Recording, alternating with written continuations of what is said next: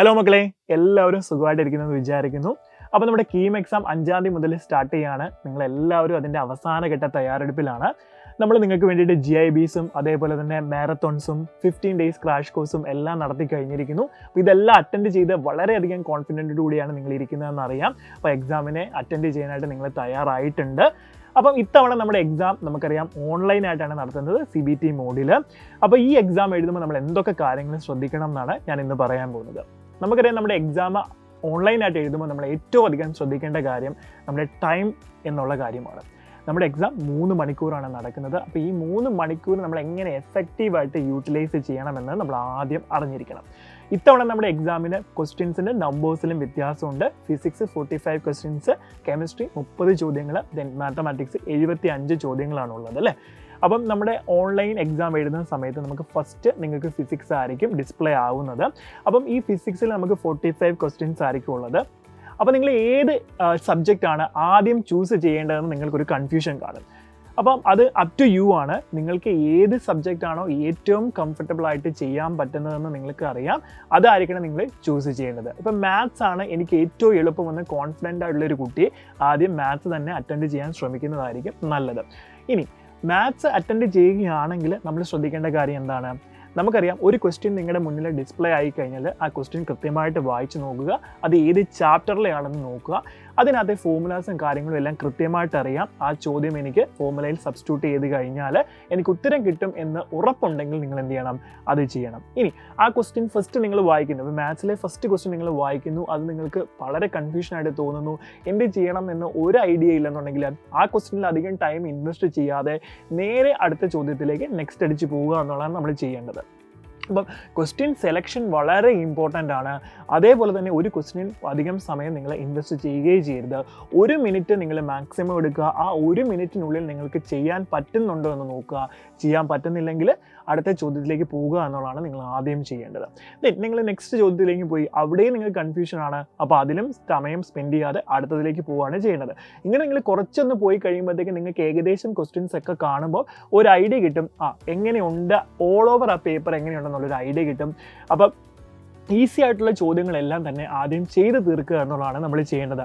അങ്ങനെ ചെയ്യുകയാണെങ്കിൽ നമുക്കൊരു കോൺഫിഡൻസ് കിട്ടും, എനിക്ക് അറിയാവുന്ന കാര്യങ്ങൾ ഞാൻ കംപ്ലീറ്റ് ചെയ്തു എന്നുള്ളൊരു കോൺഫിഡൻസ് നമുക്ക് കിട്ടും. അത് നിങ്ങളുടെ കോൺഫിഡൻസ് ബൂസ്റ്റ് ചെയ്യുകയും അടുത്ത പേപ്പറുകൾ, അതായത് ഫിസിക്സ്, കെമിസ്ട്രി നിങ്ങൾക്ക് ഇതിലും കോൺഫിഡൻസ് ആയിട്ട് അറ്റൻഡ് ചെയ്യാൻ സാധിക്കുകയും ചെയ്യും. ഇനി നമ്മൾ അടുത്ത നോക്കുന്നത്, നിങ്ങളൊരു ചോദ്യം നിങ്ങൾ എടുത്തു, നിങ്ങൾക്ക് അതിൻ്റെ ഉത്തരം കിട്ടിയെന്ന് വിചാരിക്കാം. നിങ്ങൾ മാർക്ക് ചെയ്ത്, നമുക്കറിയാം 5 ഓപ്ഷൻസ് ആണ് നമ്മുടെ പാലറ്റിൽ ഉണ്ടാകുന്നത്. അപ്പോൾ 5 ഓപ്ഷൻസിൽ നിങ്ങൾക്ക് ഏതാണോ ആൻസർ കിട്ടിയത് നിങ്ങളിന്ന് മാർക്ക് ചെയ്യുന്നു.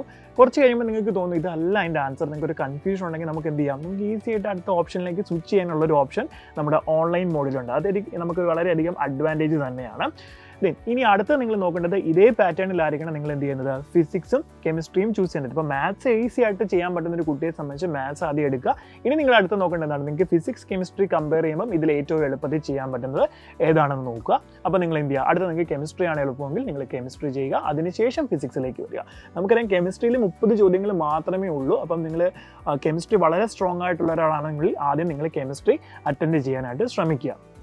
ഇനി നമ്മൾ ഓൺലൈൻ എക്സാം എഴുതിക്കൊണ്ടിരിക്കുമ്പോൾ നമുക്കറിയാം ടെക്നിക്കൽ ഇഷ്യൂസ് ഉണ്ടാവാനുള്ള സാധ്യത വളരെ കൂടുതലാണ്. അപ്പോൾ നിങ്ങൾക്ക് എന്തെങ്കിലും എക്സാം അറ്റൻഡ് ചെയ്തുകൊണ്ടിരിക്കുമ്പോൾ എന്തെങ്കിലും ഒരു ടെക്നിക്കൽ ഇഷ്യൂ വരുന്നു, അല്ലെങ്കിൽ സെർവർ ഡൗൺ ആകുന്നു, അല്ലെങ്കിൽ സിസ്റ്റം വളരെ സ്ലോ ആയിട്ട് ഫീൽ ചെയ്യുന്നു, അങ്ങനെ എന്തെങ്കിലും ബുദ്ധിമുട്ടുകൾ വന്നാൽ നിങ്ങൾ ആദ്യം തന്നെ നിങ്ങളുടെ കറസ്പോണ്ടിങ് ഇൻവിജിലേറ്ററിനെ കോൺടാക്ട് ചെയ്യുകയാണ് നമ്മൾ ചെയ്യേണ്ടത്. ആ ഇഷ്യൂ ഉടനെ തന്നെ നിങ്ങൾ റിപ്പോർട്ട് ചെയ്യണം, അതിനുള്ള സൊല്യൂഷൻ നമ്മൾ കണ്ടെത്തണം. അല്ലെങ്കിൽ നമ്മൾ സൈലൻ്റ് ആയിട്ട് ഇരുന്ന് കഴിഞ്ഞാൽ നമ്മുടെ സമയമായിരിക്കും നമുക്കവിടെ വേസ്റ്റ് ആയി പോകുന്നത്. അപ്പം ഈ ഇത്തരം കാര്യങ്ങളൊക്കെ നിങ്ങൾ കൃത്യമായിട്ടൊന്ന് ശ്രദ്ധിക്കുക. പിന്നെ നമ്മൾ നോക്കുമ്പോൾ നമുക്കറിയാം നമ്മുടെ സ്ക്രീനിലെ ടോപ്പ് പോർഷനിലായിട്ട് നമ്മുടെ ടോട്ടൽ ടൈം ഡ്യൂറേഷൻ കാണിച്ചിട്ടുണ്ടായിരിക്കും. അപ്പം ഓരോ സബ്ജക്റ്റിനും സ്പെഷ്യൽ ടൈം ഡ്യൂറേഷൻ അല്ല ഉള്ളത്, ടോട്ടൽ ടൈം ഡ്യൂറേഷൻ ആണ് ഉള്ളത്. അപ്പോൾ നിങ്ങൾ ചെയ്യേണ്ടതെന്ന് വെച്ചാൽ ഇടയ്ക്കിടയ്ക്ക് നമ്മൾ ടൈമറിലും കൂടി ഒന്ന് ഫോക്കസ് ചെയ്യണം. അപ്പോൾ നിങ്ങൾ എക്സാം എഴുതുന്നതിന് മുന്നേ തന്നെ നിങ്ങൾ ഡിവൈഡ് ചെയ്യണം. നിങ്ങൾ മാത്സിന് എത്ര ടൈം നിങ്ങൾക്ക് എടുക്കുന്നു, ഫിസിക്സിന് എത്ര ടൈം എടുക്കണം, കെമിസ്ട്രിക്ക് എത്ര ടൈം എടുക്കണം എന്നുള്ളത് നിങ്ങൾ തന്നെ എന്ത് ചെയ്യണം? ഒരു ഡിവിഷൻ കൊടുക്കണം. അത് നമ്മുടെ സബ്ജക്റ്റിൻ്റെ ഒരു കംഫർട്ട്, എളുപ്പം ഏതാണെന്നുള്ളത് അനുസരിച്ച് നിങ്ങൾ എന്ത് ചെയ്യണം? ആ ടൈമിനെ ഒന്ന് ഡിവൈഡ് ചെയ്തിട്ട് നിങ്ങൾ ഇടയ്ക്കിടയ്ക്ക് ടൈമറിൽ നോക്കണം നമ്മൾ ഓവർ ടൈം എടുക്കുന്നുണ്ടോ എന്നുള്ളത്. ഓക്കെ, അങ്ങനെയാണെങ്കിൽ കുറച്ച് സമയം നിങ്ങൾക്ക് എന്ത് ചെയ്യാൻ പറ്റും? സേവ് ചെയ്യാനായിട്ട് പറ്റും. ഇനി മുമ്പേ പറഞ്ഞ പോലെ തന്നെ ഒരു ക്വസ്റ്റിനിൽ ഒരുപാട് ടൈം, അതിൻ്റെ ആൻസർ കിട്ടിയിട്ടേ ഞാൻ പോകൂ എന്നുള്ള ആ ഒരു പിടിവാശി വെക്കാതെ നമുക്ക് കുറച്ച് ചെയ്തിട്ട് കിട്ടുന്നില്ല, ഒരു മിനിറ്റിനുള്ളിൽ കിട്ടുന്നില്ലെങ്കിൽ നേരെ അടുത്ത ചോദ്യത്തിലേക്ക് പോവുകയാണ് നിങ്ങൾ ചെയ്യേണ്ടത്. അപ്പം ഈ കാര്യങ്ങളാണ് നിങ്ങൾ ശ്രദ്ധിക്കേണ്ടത്. സെർവറിൻ്റെ പ്രശ്നം നിങ്ങൾ ശ്രദ്ധിക്കണം. അതുപോലെ തന്നെ ഒരു ക്വസ്റ്റ്യൻ തന്നെ ഒരുപാട് ടൈം നിങ്ങൾ ഇൻവെസ്റ്റ് ചെയ്യരുത്. പിന്നെ ഈസി ആയിട്ടുള്ള ക്വസ്റ്റ്യൻ സെലക്ഷൻസ് വളരെ ഇമ്പോർട്ടൻ്റ് ആണ്, അത് ചെയ്യണം.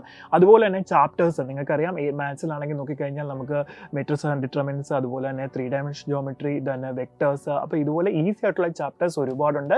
പിന്നെ സീക്വൻസ് ആൻഡ് സീരീസ്. അപ്പോൾ ഈ ചാപ്റ്റേഴ്സിലേക്ക് ക്വസ്റ്റ്യൻസ് ആണ് കാണുന്നതെങ്കിൽ ആദ്യം തന്നെ എന്ത് ചെയ്യണം, ചെയ്യാനായിട്ട് ശ്രമിക്കുക കേട്ടോ. നിങ്ങൾക്ക് നെക്സ്റ്റ് അടിച്ച് പോകുമ്പോഴത്തേക്കിനും ഓരോ ക്വസ്റ്റ്യൻ കാണുമ്പോൾ നിങ്ങൾക്ക് അറിയാൻ പറ്റും. ഓക്കെ, ദെൻ ഓൺലൈൻ എക്സാം എഴുതുമ്പോൾ നിങ്ങൾക്ക് പല ഓപ്ഷൻസ് ഉണ്ട്, മാർക്ക് ഫോർ റിവ്യൂ, അങ്ങനെ കുറേ ഓപ്ഷൻസ് ഉണ്ട്. അതിൻ്റെ ഡീറ്റെയിൽ ആയിട്ട് വീഡിയോ നമ്മൾ ചെയ്യുന്നതാണ്. ഇപ്പോൾ എന്തായാലും ഇത്രയും കാര്യങ്ങൾ മനസ്സിലാക്കി വെക്കുക, ടെൻഷനൊന്നും അടിക്കേണ്ട. നമ്മളെല്ലാവരും കൂടെ തന്നെ ഉണ്ട്.